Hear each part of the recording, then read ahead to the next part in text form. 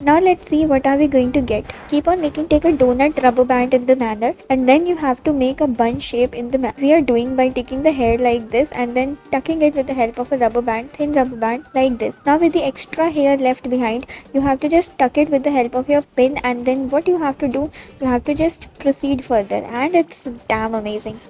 Now let's see, you have to take the partitions like this. From the bottom side you have to make the 3 partitions like this and then secure it and tie it, tuck it in the manner as we are doing. Now you have to just take the donut rubber band again, and then you have to convert it into the form of a bun like this. Again secure your hair like this, and with the help of thin rubber band you have to do it in the manner as we are doing, and with the extra hair left behind, what you have to do, you have to secure it. You have to just roll them further and secure it in the manner as we are doing and tie it further to get a beautiful result like this, and then tuck it with the help of your beautiful ribbons, clutches, whatever you get, and the pins, and then further decorate it using these ribbons so as to get a beautiful amazing look. Isn't it looking pretty? Thank you.